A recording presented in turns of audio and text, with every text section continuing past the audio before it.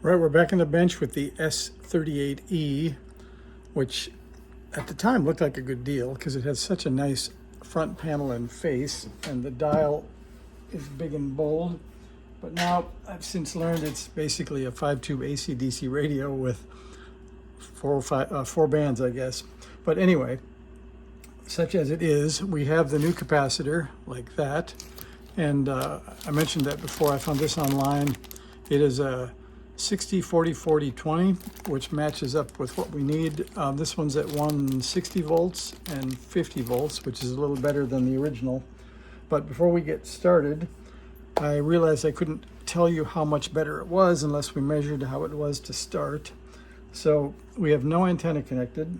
We're first going to try to make this working on the AC/DC radio safe. And you can see it has a nice vintage 2-wire cord, which makes it much more like potluck when you plug it in. So we're going to connect up the Klein MM720 to one side will be the ground of my scope probe, which is this Tech 2445. So I'll put the Klein here on the ground, and we'll set that aside. And then I'll put the other side of the Klein here on the S-38E on the chassis. Then we'll plug it in, and that's down on the bottom corner of my bench. So I plug it in and turn on the meter, and it wakes up on AC and tells me looks like we got lucky this time. That's 1.6 volts. But if I had plugged it in the other way, you can see that we get 119.7 volts from the chassis to my scope probe ground.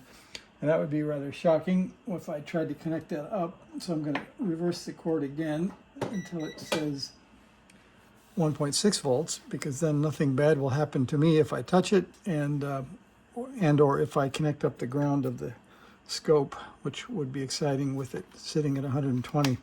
So I'll put away the Klein, because now we're in a reasonably safe position. Then we'll hook up the scope across this nice aftermarket base 48, which I think means it has a 4 and an 8 ohm tap, not that it can do 48 watts. And we'll use the 8 ohm to middle tap in case we come back to reproduce this. That's the resistance of choice to measure across. Then we'll turn it on. Oh, it's already on when I plugged it in. And that's kind of a good sign. That means the hum isn't that bad.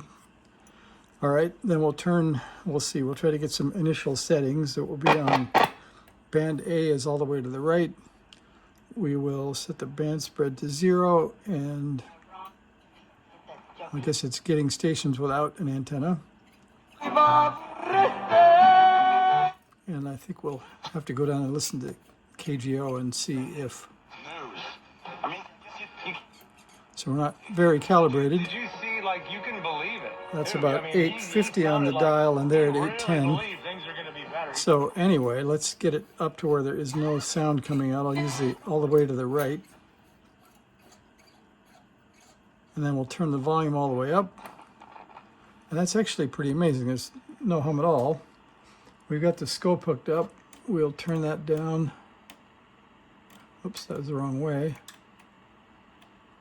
So you can see I've got about, I'm not a very easy to sync, but Delta T says something about 2.1 megahertz and not a lot of 60 hertz. So that's all the way up and there's no hum, which is kind of a dilemma because the last time it had quite a lot. So that may have just been grounding or I'm not sure conditions, but that makes me wonder whether we should change the cap since it doesn't seem to need one, which was supposed to be the focus of this whole video.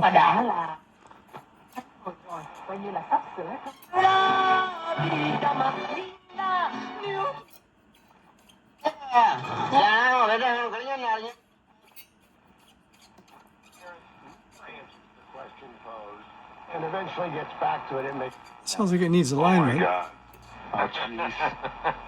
But I don't think it needs a filter. What do you guys think? Yeah, I forgot I was going to ask you. I just also want to say hi. Well then, Hello, boy. Let's look at something else. Before we do that, I'll ask your opinion about what you would do if you were going to change the filter cap. So I'm going to unhook the speaker, and I've unplugged it, so we should be a little bit safer. And I'll show you the end of the cord, just to be sure. There it is again. All right, and the speaker is unhooked. So I want to ask you about the mounting of the cap, the filter cap in this radio. So we're going to move a new angle. So you can see that the cap mounts under here to the chassis, and then right under there, there's another rivet that holds the cap to the aluminum band. And so this cap comes with a nice sticky tie wrap kind of mount, which seems like it'll fall off after a while. So this is slightly smaller, but I'm still thinking of trying that as the mount. Might be able to bend it in just such a way that it'll hold on to it. But then the question of the day is, so based on the way it's wired in, you can see these are the original connections, and they might actually be the original connections. So I was thinking of cutting the wires about halfway on this cap and using heat shrink and connecting the wires as a splice joint with a piece of heat shrink rather than trying to tear loose all the wiring. So let me know what you guys think, if that would be the right choice. But above all that, tell me if you think we ought to change the thing at all. It seems to be pretty quiet. So I think my vote is to go into alignment mode and see if we can get rid of the kind of scratchy signals, and maybe look at why this volume pot is so loose. I think the nut is tight, but the guts are coming apart, so we'll look at that too.